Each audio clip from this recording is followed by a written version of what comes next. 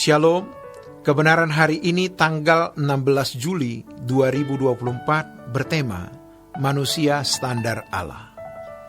Pasti semua kita merasa sudah menjadi manusia, maka tidak sedikit orang yang marah atau tersinggung kalau ada kata-kata yang tidak patut ditujukan kepada dirinya, yang itu berindikasi atau bermaksud merendahkan martabat kemanusiaannya. Tetapi pernahkah kita berpikir, apakah kita benar-benar sudah jadi manusia sesuai standar Sang Pencipta? Tuhan pasti punya standar operation prosedur untuk pelaksanaan, penyelenggaraan hidup. Sebab hidup kita masing-masing ini seperti sebuah company dengan segala kegiatannya. Untuk itu gereja harus memberikan penyuluhan, pembinaan, mentoring, supaya jemaat mengerti bagaimana menjadi manusia sesuai dengan standar Sang Pencipta. Keselamatan dalam Yesus Kristus bermaksud demikian. Itulah sebabnya Yesus menjadi manusia yang dalam segala hal disamakan dengan kita, supaya kita dapat mencontoh bagaimana model manusia dengan standarnya.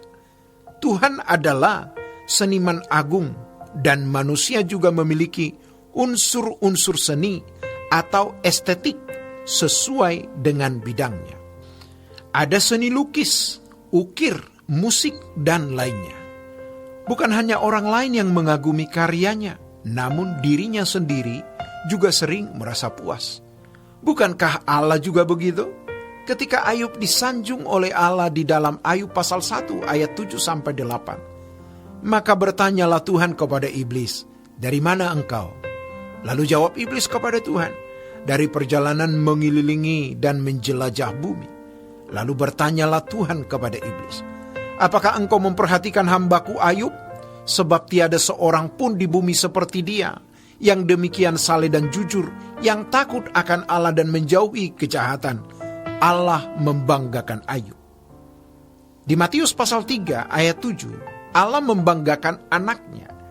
"Ini anakku yang kukasihi, kepadanya aku berkenan."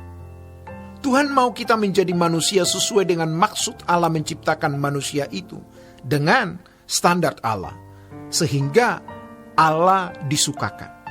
Pasti Bapa di surga tidak hanya ingin memuji seorang yang bernama Yesus, tetapi Bapa juga ingin menemukan orang-orang yang membanggakan hatinya.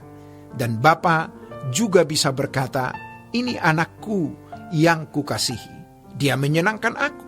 Dan kita harus selalu ingat bahwa kita ini bukan hidup gratis. Tuhan menciptakan kita dengan maksud dan tujuan supaya kita menyenangkan Dia. Kita tidak boleh kebetulan jadi manusia, tapi karena Allah yang menghendaki. Dan Allah tidak menuntut apa yang tidak bisa kita penuhi. Jahat kalau Allah menuntut apa yang tidak bisa kita penuhi. Lalu setelah kita tidak bisa memenuhi apa yang Allah kehendaki, Allah membuang kita ke neraka.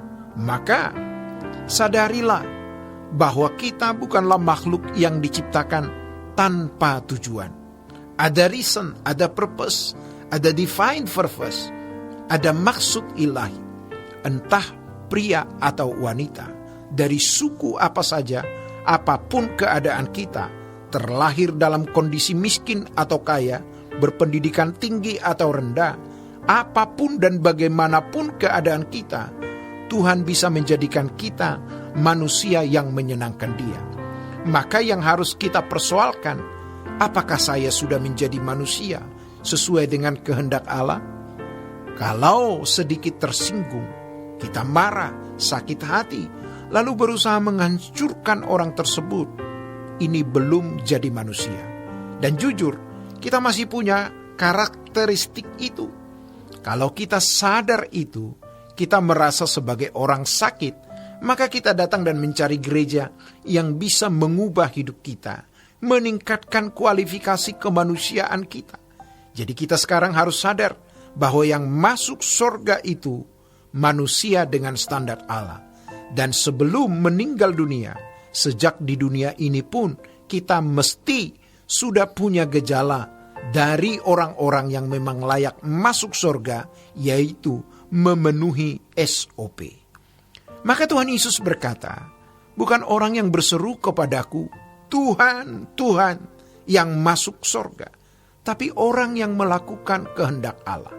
Melakukan kehendak Allah itu bukan hanya tidak melanggar hukum, tetapi setiap langkah hidup kita itu menyenangkan Tuhan dari menit ke menit, dari jam ke jam. Dan itu yang disebut kesucian. Kesucian itu bukan sesuatu yang abstrak, yang mistis, namun sangat teknis dan natural. Jadi kita harus hidup suci. Dan yang mengubah kita itu media hidup yang kita masuki atau dinamika hidup yang kita alami. Karena pengalaman yang Allah sediakan itu memanusiakan kita. Sementara kita digilas, karakter kita dibentuk. Dan Tuhan itu luar biasa. Ia adalah arsitek agung yang tahu bagaimana membentuk kita. Kalau kita menurut, maka kita akan terus dibentuk menjadi manusia seperti yang Allah kehendaki dan menyenangkan hatinya. Jadi mari kita periksa diri kita. Perlakuan kita terhadap orang lain menunjukkan apakah kita manusia atau bukan. Apa yang orang lain rasakan dari perilaku kita bisa membuktikan kita manusia atau tidak. Orang yang sudah menjadi manusia standar Allah pasti memanusiakan orang lain. Ia akan berbelas kasihan terhadap orang lain. Demikianlah kebenaran hari ini. Tuhan Yesus memberkati. Sola Gracia.